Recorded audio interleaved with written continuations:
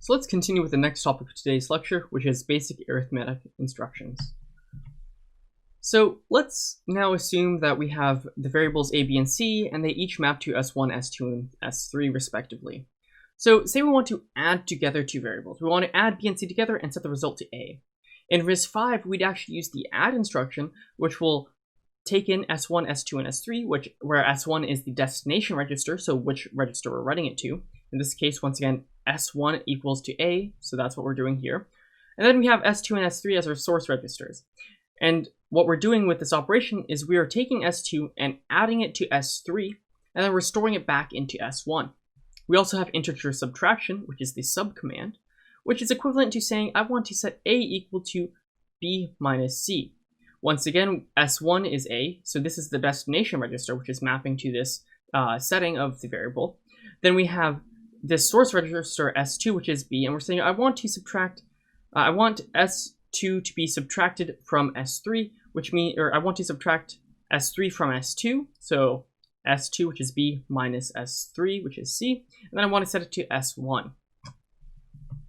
So now I want you guys to suppose we have variables a through e, and each of them are s through 4 respectively. Say I want to do some complex instruction or complex operation in C, which is setting a to the quantity of b plus c minus d plus e.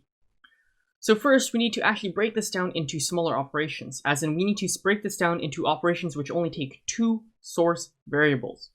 So in this case, what we can do is we can actually take b and c and d and e and add those together first. And that's actually what we do here. We first add d and e together, and then we add b and c together. So now we have the quantities in temporary registers. I do want you guys to notice is we actually added some temporary registers to here, as we only need them to perform this simple operation right here, and we won't need them after that. The final thing we do is we subtract those quantities together. So in reality, what we're doing is we're adding this quantity up, then we're adding this quantity up, and we're finally subtracting the quantities that we just added up from each other. Then we're setting it back to a, which is s0.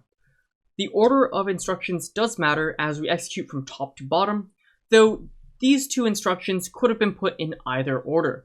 And sometimes it is advantageous for you to change the order of instruction execution due to memory reads and other things that we'll teach you later in this class. The one instruction that does matter the order is this sub instruction. This sub requires both of these adds to be completed before it can actually perform its operation correctly.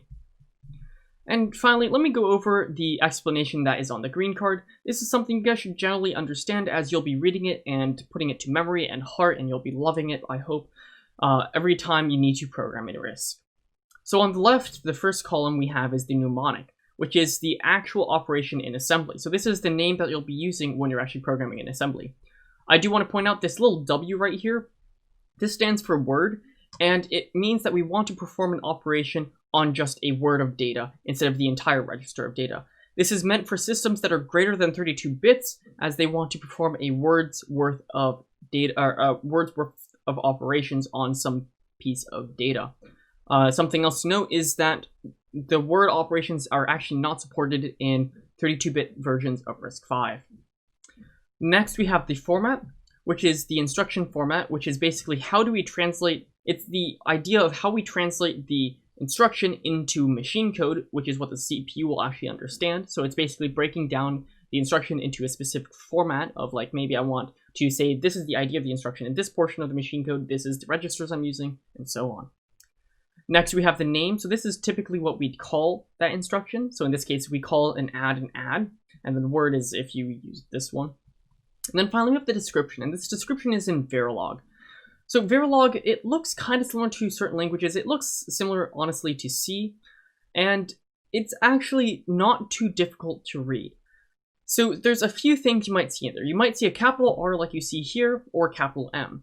You can think of those as arrays, where R is an array of all of our registers, where our registers are basically the indices in the array. So x0 is the 0th register, which is index 0 of our array, and x31 is the 31st index in our array.